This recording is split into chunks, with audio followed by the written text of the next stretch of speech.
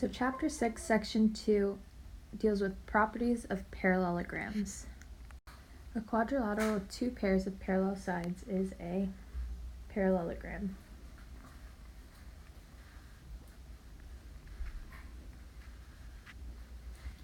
And to write the name of a parallelogram, we use the symbol that's a little parallelogram like this.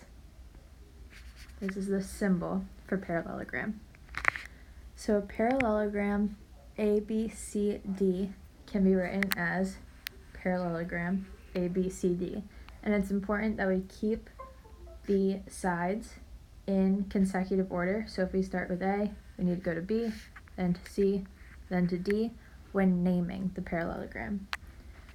So in this example here, we can see that AB, side AB, is parallel to side CD.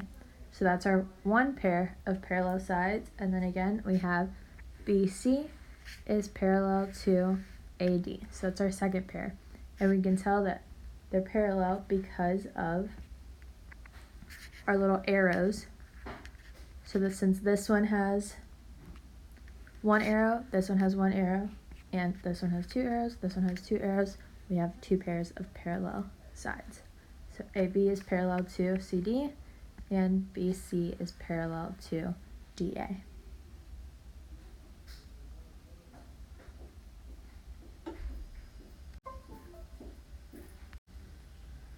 So here we have the parallelogram theorem. Again, we can ignore this 8.3 because it doesn't match up to what we have in the book, but this theorem states that if a quadrilateral is a parallelogram, then its opposite sides are congruent. So if it's a parallelogram, then its opposite sides are congruent. So here we have AB is going to be congruent to CD. I'm just going to write the conclusion down here. So first we have side AB is congruent to CD. And next we have BC is congruent to AD. So by congruent, we mean that AD has the same length as BC, and AB has the same length as CD.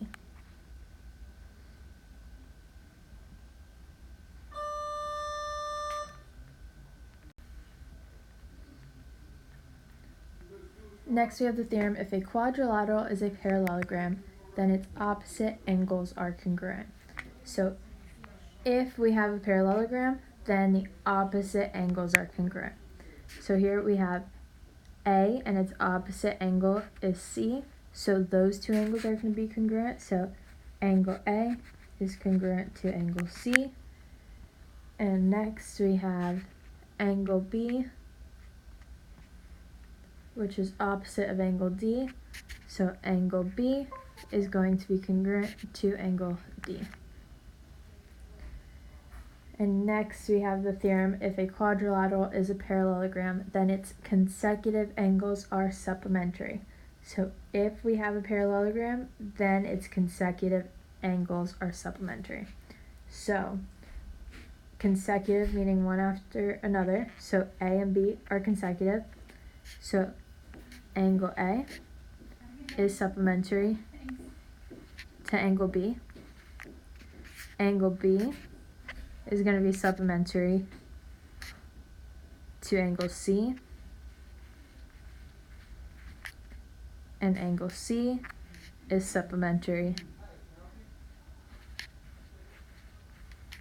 to angle D, and angle D is supplementary to angle A.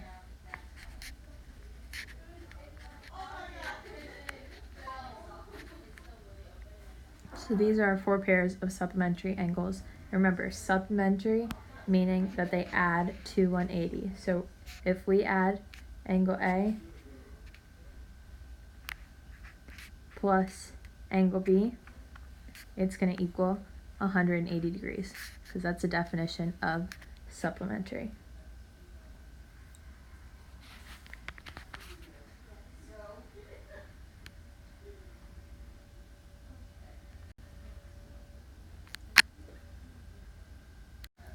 And our last theorem for this section states that if a quadrilateral is a parallelogram, then its diagonals bisect each other. So if we have a parallelogram, then its diagonals bisect each other.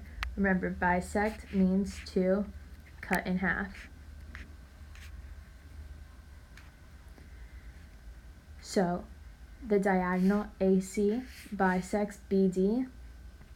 So we're going to cut BD in half. So BZ is going to be congruent to ZD.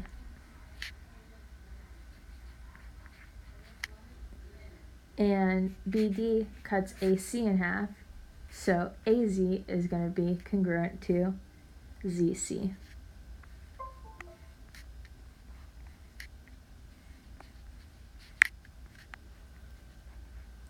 So our diagonals are bisecting each other.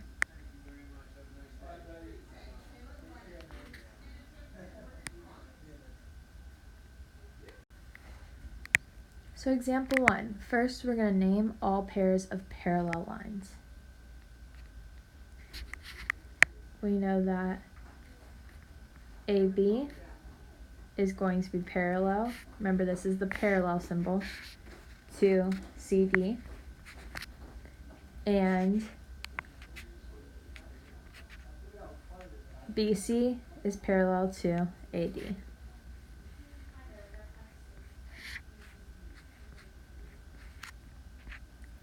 Next, we're going to name all pairs of congruent angles. So the opposite angles are congruent. So angle A is congruent to angle C. And angle B is congruent to angle D.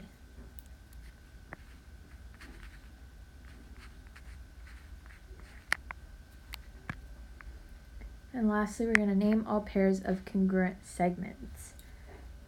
So the opposite segments are congruent. So AB is going to be congruent to CD.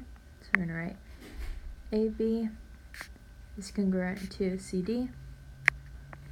And BC is congruent to AD.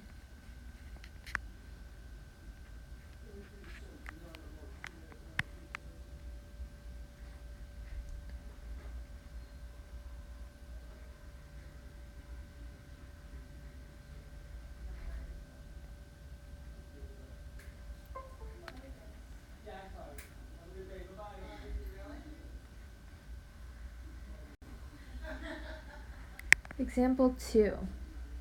RSTU is a parallelogram. Find X, Y, A, and B. So first we're going to look at example A.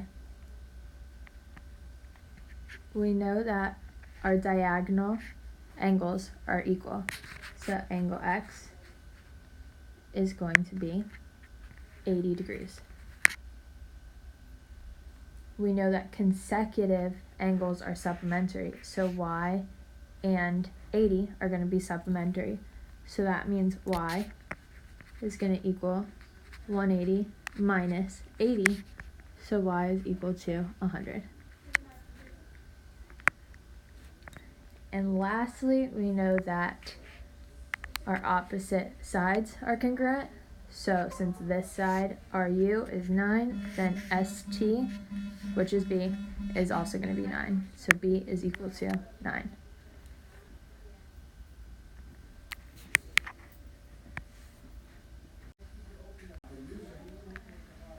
Okay, now let's look at B. Okay, we know that opposite sides are congruent. So A is going to be equal to 2. Next, we know that this part of the diagonal is congruent to this part of the diagonal. So if this is 9, then B has to also be 9. And lastly, we need to find the angles. So if we have parallel lines RS and UT,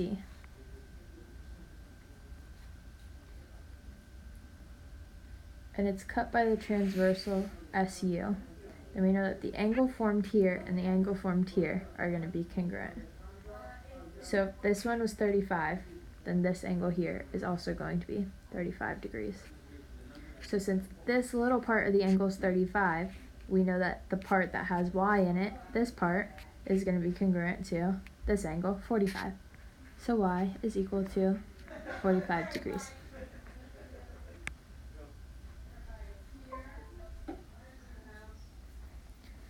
Next, we need to find A, which is this whole angle here. So if we know that this angle, adding up 45 and 35 is 80, then this angle here has to be supplementary to 80.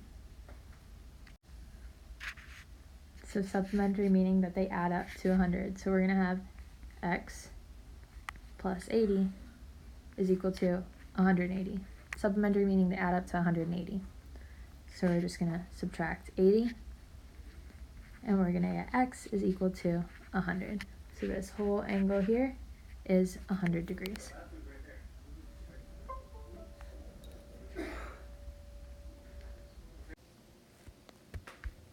Okay, so next we have example C. So we know that this side and this side are going to be equal. So we set 8 equal to 4x, and then we just solve for x. So we get 2 is equal to x. And then we're going to do the same thing for y, because we know that this side is equal to this side. So we have 3y plus 4 is equal to 13. So we subtract 4. We have 3y is equal to 9. Divide by 3. And we get y is equal to 3.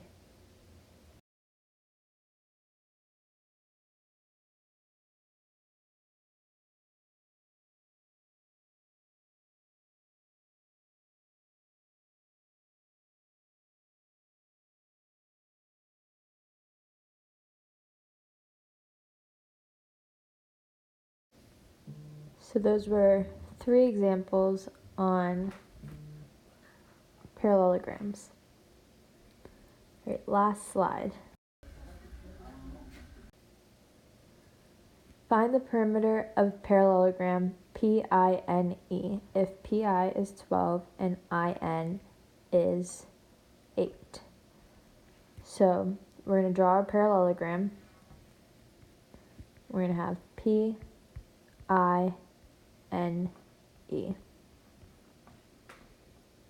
Remember, it has to be in the consecutive order that it's named in. So we go P to I to N to E.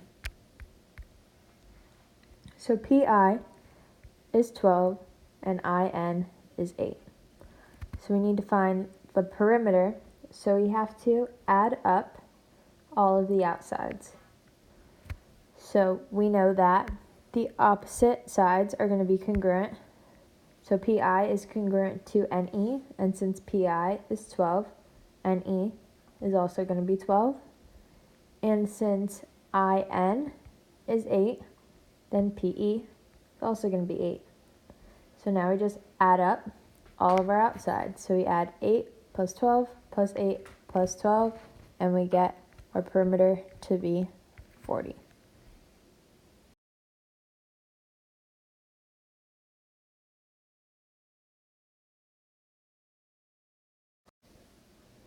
So this is 6.2, and you guys have homework, which is due on Monday. So you can use the rest of class time to work on the homework, or you can just do it over the weekend. Have a great weekend, guys.